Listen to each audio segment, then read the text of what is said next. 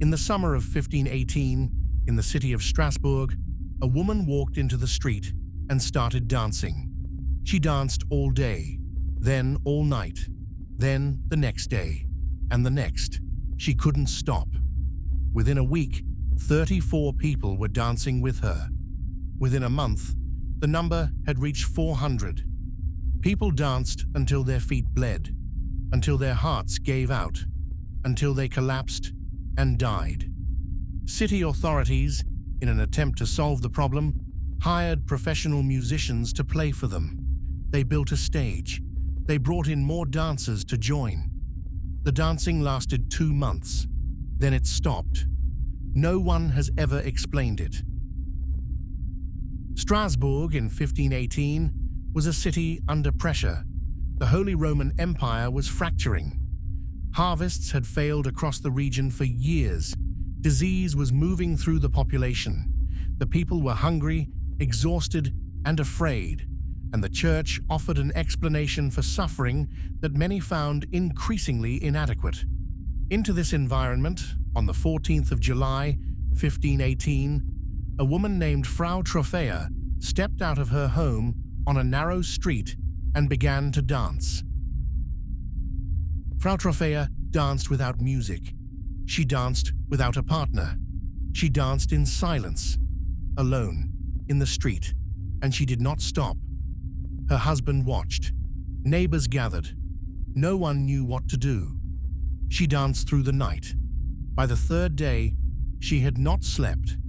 By the 6th day, her feet were bleeding through her shoes.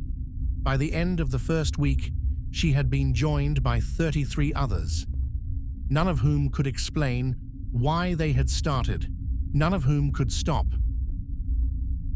The city council convened an emergency session.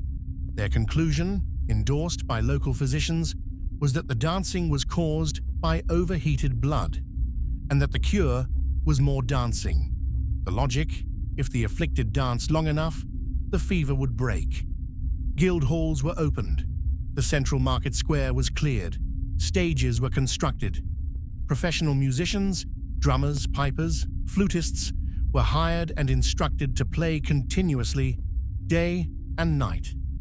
The city of Strasbourg had officially decided to treat an outbreak of unstoppable dancing by surrounding the dancers with more music. People were dying, not metaphorically. The dancing was killing them.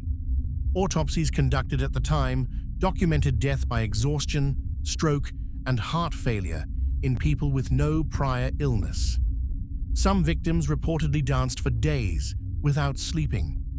Witnesses described dancers weeping, begging to be allowed to stop, but being physically unable to. Their bodies continued moving even as they screamed for it to end. One contemporary account describes a woman whose feet had worn down to exposed bone continuing to dance, apparently unable to feel the pain or unable to override whatever was driving her body. Modern historians and neurologists have proposed several explanations. The most widely accepted is mass psychogenic illness, what used to be called mass hysteria, a documented phenomenon where psychological stress produces real physical symptoms across a group.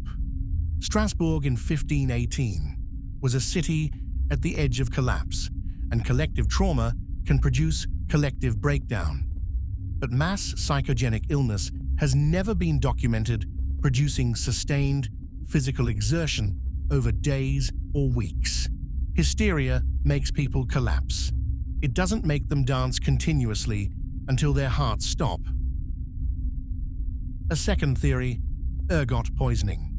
The same fungus proposed to explain the French village incident of 1951, contaminated grain causing hallucinations and convulsions. Ergot is found on rye, which was a staple grain in the region. But ergot causes constriction of the blood vessels and typically produces convulsions, not coordinated rhythmic movement.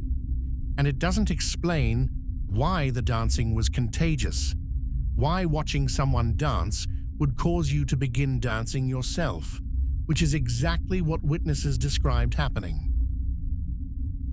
The dancing stopped in September 1518 when the afflicted were taken to a mountain shrine dedicated to Saint Vitus, the patron saint of, among other things, epilepsy and compulsive movement. After prayers and rituals, the dancing ended. Was it faith? Placebo? The removal from the environment that had triggered it? The records don't say. What the records do say is that 400 people danced uncontrollably for 2 months in a city that watched, tried to help, made things worse, and still has no explanation that holds up to scrutiny 500 years later. Subscribe to Emergent Truth, because history is stranger than anything they put in the textbooks.